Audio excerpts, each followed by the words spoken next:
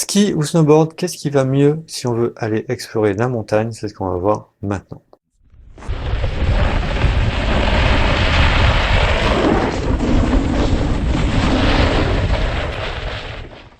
Salut, on continue cette mini-série pour vous aider à trouver ce qui vous correspond le mieux entre planche et ski. Et aujourd'hui, on va parler de la montagne parce que peut-être que ça vous démange.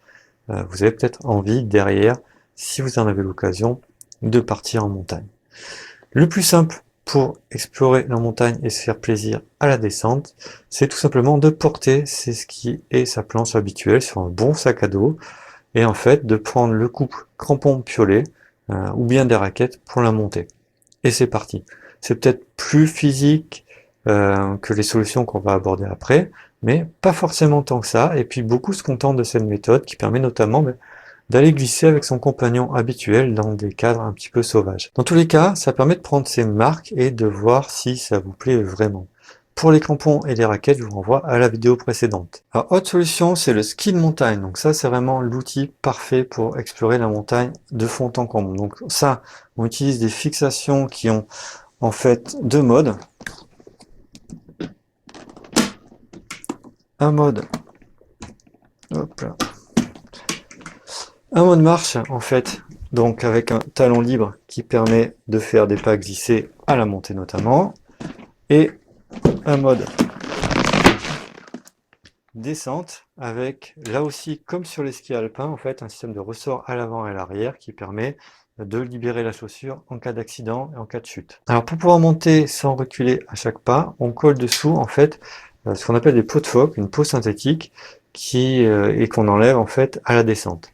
Donc ça c'est un ensemble qui est bigrement efficace, ça passe partout. Et si en plus un jeune avide de se muscler les jambes dans le groupe et qui veut bien faire la première trace, c'est encore mieux. Côté chaussures, certaines chaussures de ski alpin euh, tendent de plus en plus à ressembler en fait à des chaussures de ski de montagne comme ça.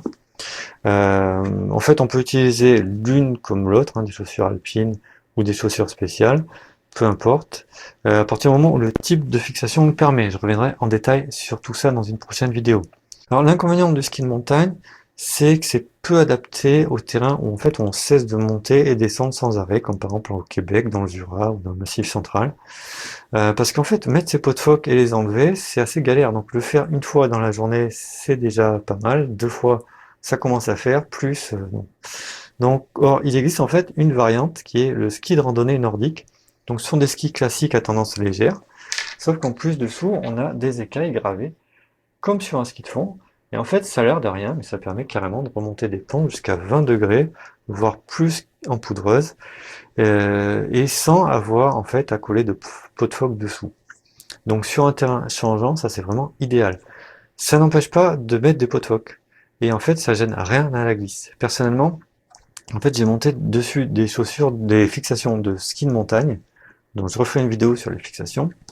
Parce que en fait, je trouve les fixations qu'on met en général, c'est plutôt les fixations de type ski de fond. Je trouve que c'est plutôt dangereux à la descente, surtout si on aime bien envoyer à la descente.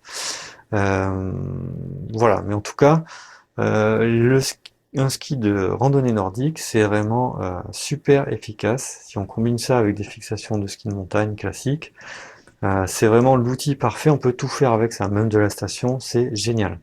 Seul inconvénient, le prix. Ça coûte cher et les réparations sur ce genre de semelle, c'est assez difficile de réparer les accros.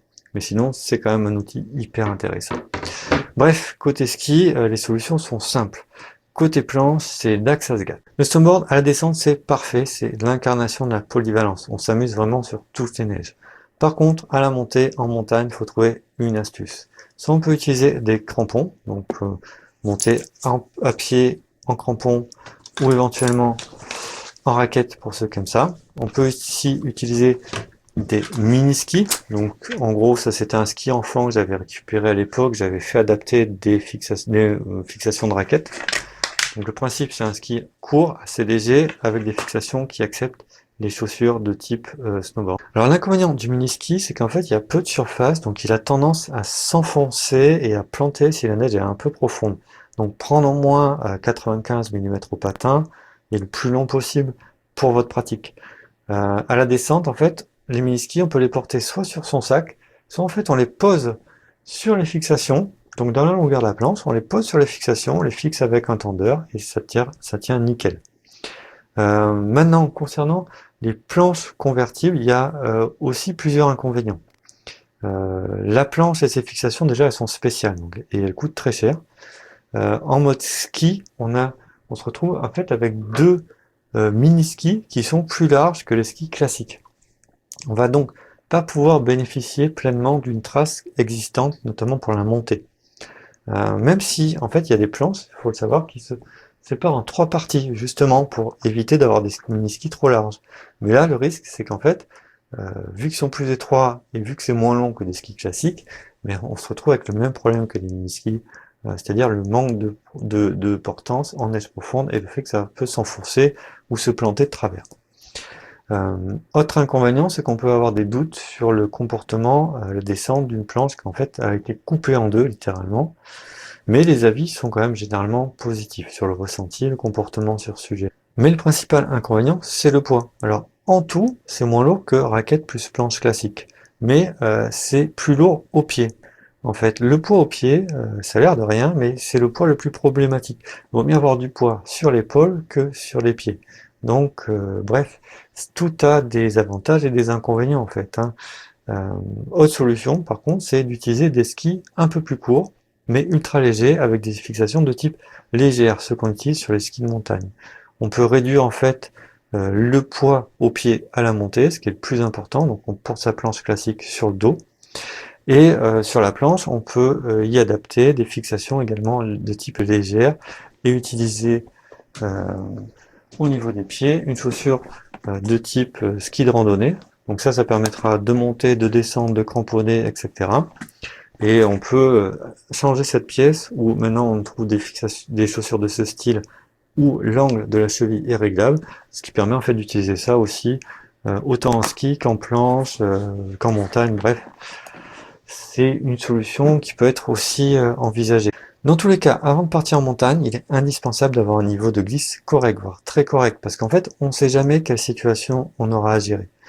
Donc, la station pendant au moins une saison ou deux avant de mettre des raquettes ou des pots pour partir en montagne, c'est vraiment ce que je conseillerais. Ensuite, le club, c'est vraiment aussi quelque chose qui est très souhaitable. Voilà. Je consacrerai une vidéo sur la glisse en montagne très prochainement. Pour résumer, si vous hésitez entre ski et planche et que la montagne ça vous appelle, ben, le ski, il faut admettre, c'est quand même une solution qui est évidente a priori. Côté snowboard, les mini-skis et les planches convertibles sont un peu moins efficaces qu'en fait le ski de montagne, mais si on a la patate et si on s'y prend bien, ben, ça peut l'être tout autant. En plus, on bénéficie de la polyvalence de la planche à la descente. Dans tous les cas, le matériel est hors de prix de toute façon, à moins que vous vous contentiez de monter à pied et avec vos compagnons habituels sur le dos. À cela s'ajoute, d'ailleurs, indispensable dans tous les cas, le matériel de détection de victimes d'avalanche, la sonde, la pelle, bref, c'est pas simple. Il y a des avantages, des inconvénients à toute solution. C'est pour ça que cette vidéo est aussi longue. Mais désolé, en fait, si je peux pas être plus clair, parce qu'en fait, je peux pas l'être. Ça dépend de chacun, ça dépend des solutions qu'on préfère. Par contre, la montagne, dès que vous le pouvez, essayez, parce que surtout si on fait ça avec des amis, surtout si on passe des nuits en refuge, ça vaut franchement le coup. Et diantre que la montagne est belle. Et qu'est-ce qu'on s'amuse, même si c'est quand même beaucoup d'efforts, des fois pour un tout petit peu de descente. Des fois, cette descente, elle vaut son pesant d'or. Voilà, c'est tout pour aujourd'hui. N'hésitez pas à partager, à commenter. Dites si vous êtes d'accord, pas d'accord. Apportez vos infos. On se retrouve très bientôt. D'ici là, glissez bien, amusez-vous bien, portez-vous bien.